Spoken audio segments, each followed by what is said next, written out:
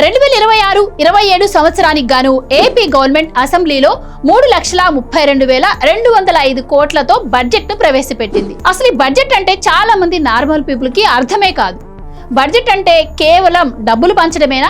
YCP ఏమో దీన్ని మోసపూరిత బడ్జెట్ అంటుంది. మరి గత ప్రభుత్వానికి ఇప్పుడు ప్రభుత్వానికి మధ్య తేడా ఏంటి అని అంకెలైతే అబద్ధం చెప్పవు కదా.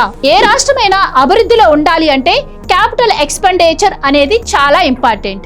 అంటే రోడ్లు, ప్రాజెక్టులు, ఆస్తుల కల్పన.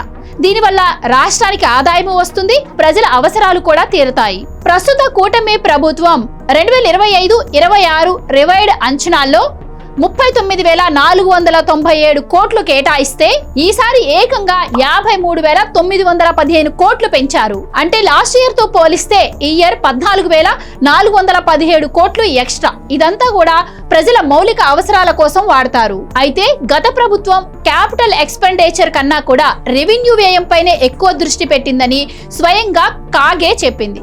ఆస్తుల కల్పనను విస్మరించటం వల్ల రాష్ట్ర అభివృద్ధి మందగించింది. ఏ ప్రభుత్వం అయినా కూడా అప్పు చేయడం అనేది కామన్, కానీ ఆ అప్పు చేసిన డబ్బును ఎలా ఉపయోగిస్తున్నారు అన్నదే ఇంపార్టెంట్. గత ప్రభుత్వం 12.3% భారీ వడ్డీతో 9.74 లక్షల కోట్లను అప్పుగా తెచ్చింది. ప్రస్తుత ప్రభుత్వం డెబ్ట్ స్వాపింగ్ విధానాన్ని వాడుతుంది. అంటే ఎక్కువ వడ్డీని తక్కువ వడ్డీగా మార్చడం. ఫర్ ఎగ్జాంపుల్ 12.3% వడ్డీ ఉందనుకోండి, దాన్ని 9% తగ్గించడం. దీని ద్వారా కోట్ల డబ్బు ఆదా అవుతుంది. ఇక సంక్షేమ పథకాల విషయానికి వస్తే ఇవి ఫ్రీగా అందుతాయి కాబట్టి ఇవి అందరికీ అర్థమవుతాయి. గత ప్రభుత్వం సంక్షేమం పేరిట నగదు పంపిణీ చేస్తూ 85 కేంద్ర పథకాలను నిలిపివేసింది.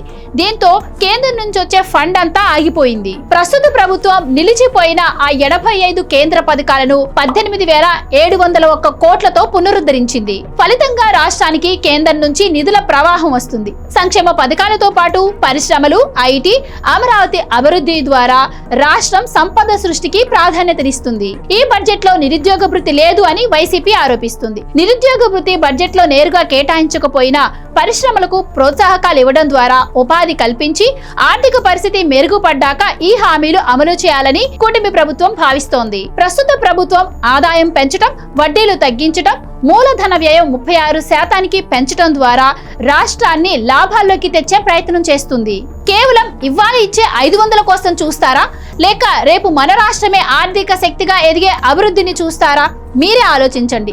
ఈ వీడియోపై మీ అభిప్రాయాన్ని కామెంట్స్ లో చెప్పండి.